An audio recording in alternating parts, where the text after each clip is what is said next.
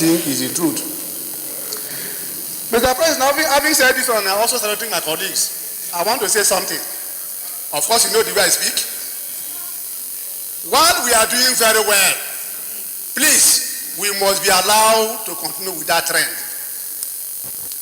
When in every day, at the breaking of the day, DSP's house will be ransacked, and then maybe he will run out to hide himself for 3-4 days. In the next day, they are looking for Duda.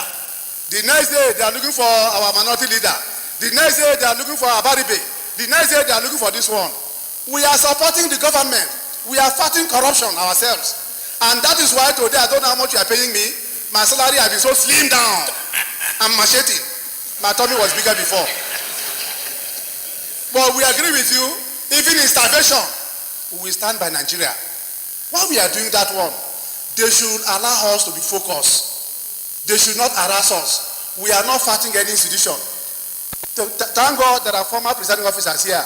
On the floor of this Senate, you can get up and talk what you think is wrong, what you think is right.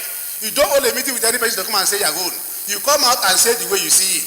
That does not mean that you are fighting any organ or any arm of government. We are supporting the fight against corruption.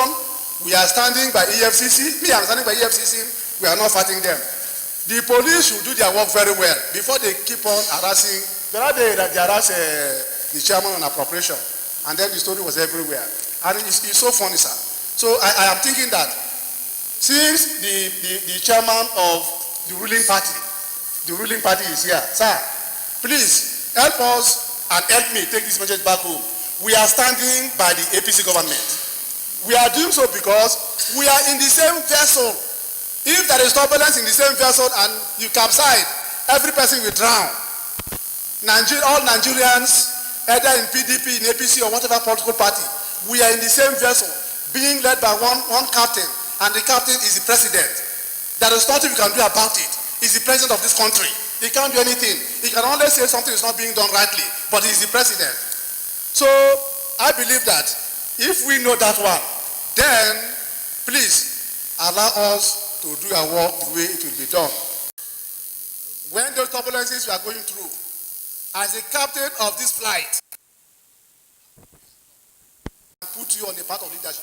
Yes. Otherwise, if you are not trained on the path of leadership,